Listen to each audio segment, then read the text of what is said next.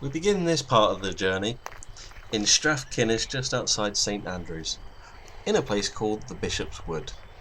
There's a reason for that, which I will show because there's an interesting landmark or two which you wouldn't believe if I told you.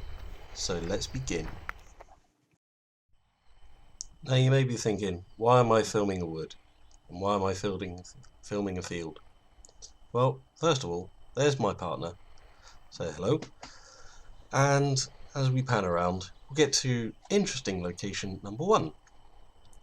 First up is this gravesite, which is a memorial to men who are responsible for the death of a bishop. The bishop's memorial is just around the corner, back in the woods, and it's more unusual than this. You'll see why.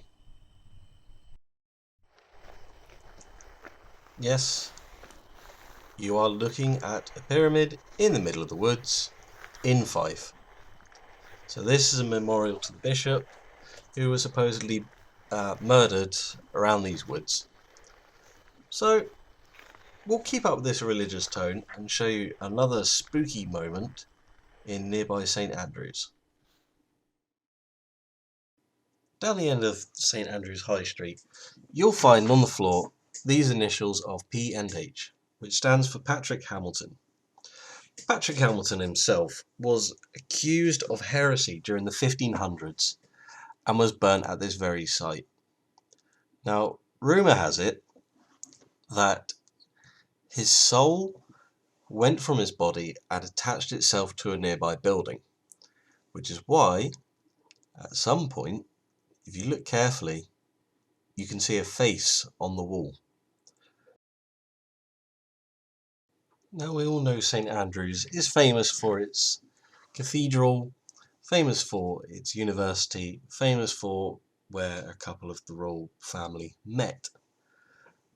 And between its cobbled streets and its well-maintained quads, there's a couple of other little quirks that'll probably bring a smile to your face.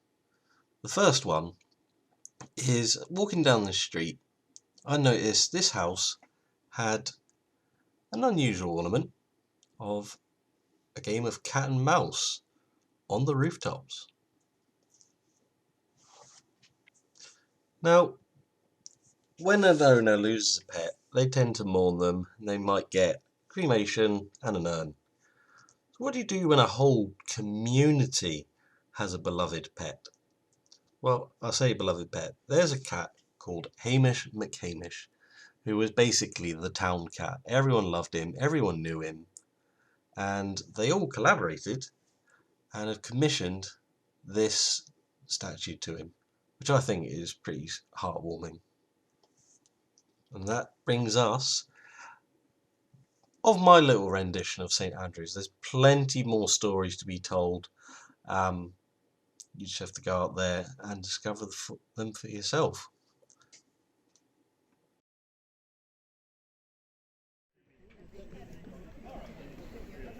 This part of the video, I am in Anstruther, getting myself prepared for a 45-minute journey across to the Isle of May on the ferry. As I pan the camera around, just see the harbour. There you go. There's more info if you want to book a ferry for yourself. Quick word of advice. This isn't suitable for those who don't like the cold or the open sea and are very prone to seasickness. But the trip is totally worth it, especially when you get a warm welcome by all these birds. But that's not why we're here. The reason why I'm here is because there's a type of bird I've never seen before, and it is the puffin.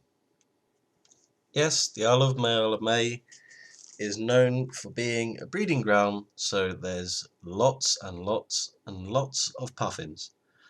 But that's not all that's here.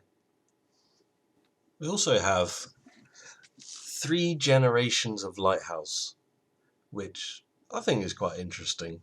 You see history in front of you, especially with that one on the left is the oldest lighthouse in all of Scotland, which has been around since the 1600s, which I think is pretty impressive.